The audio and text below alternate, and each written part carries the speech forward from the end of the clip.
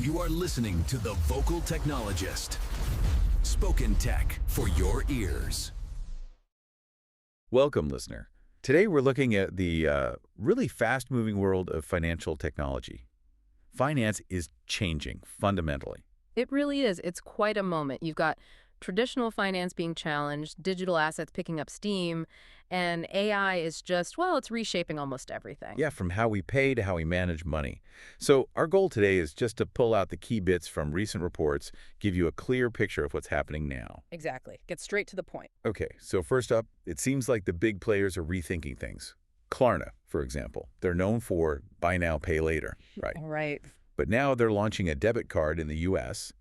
You spend straight from your Klarna balance, get rewards. That puts them right up against traditional banks. It's a big move. They want to be more than just BNPL. They're aiming for that full service provider feel. And they're not alone.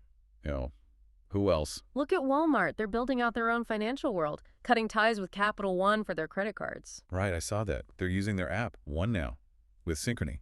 Exactly. It's clear they want One to be the main place customers manage their money, a central hub. So established companies are making plays. What about the digital banks like Chime? Are investors still backing them? It seems so.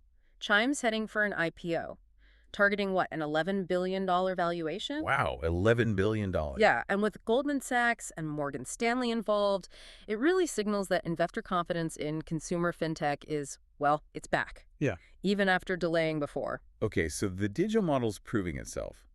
But it's not just about traditional banking services getting a digital makeover, is it? What about crypto and stablecoins? No, definitely not. Digital assets are becoming much more integrated. Look at Stripe acquiring Privy. Privy, what do they do? They let businesses embed crypto wallets directly into their apps or websites, so you wouldn't necessarily need a separate wallet like MetaMask all the time. Ah, okay. So making it easier, more seamless to use crypto. Precisely, lowering the barrier to entry. And that ties into stablecoins really starting to move mainstream. You think so? Are they finally hitting that tipping point? It looks like it. PayPal stablecoin, PYUSD, is expanding to the Stellar network. That opens up huge access through Stellar's payment systems. And even big banks are involved. Societe Generale launched EURCV, that's their own euro-backed stablecoin on Ethereum. A major bank doing that. It's notable. Very. They're aiming for better settlement efficiency. It's less about just new money, more about building better, faster digital rails for finance. Got it. And where does AI fit in all this acceleration? AI is kind of everywhere. Bolt, for instance, launched Checkout 2.0. It's an AI-powered checkout experience they built with Palantir. How does that work? It personalizes things for you based on, how you shop, your transaction history, using data you consent to share, makes buying stuff online smoother. Okay, so AI improves the customer side. What about inside these big companies? Is it helping them operate better? Oh, absolutely. Huge efficiency gains. Barclays is giving Microsoft 365 Copilot to 100,000 employees. 100,000. Yeah. Their internal tests showed real-time savings, things like summarizing meetings, drafting emails. Generative AI is streamlining work internally in a big way. That sounds powerful, but does it mean human experts are on the way out? Like stock pickers? Well, it's interesting. Some folks, like analysts turned AI CEOs, argue no. They say AI is great for crunching data, but humans still bring intuition, understanding the story behind the numbers, managing risk. So it's more like man with machine. Exactly. That seems to be the consensus.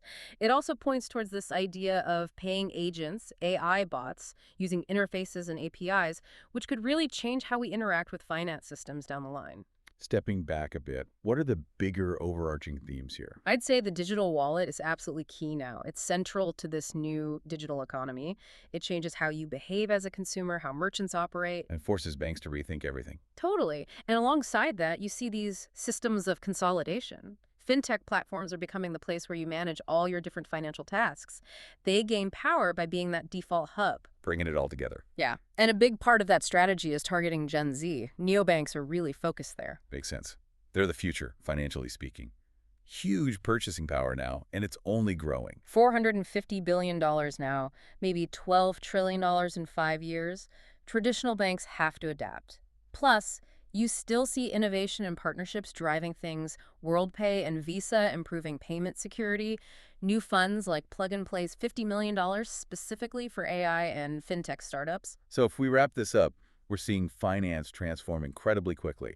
New players shaking things up, digital assets becoming normal, AI everywhere. It's a massive shift. And maybe the deeper question for you, the listener, is as your finances become more consolidated, more intelligent, more digital, how is your actual relationship with money, your financial identity, going to change in the coming years? You've been listening to The Vocal Technologist. Tune in next time.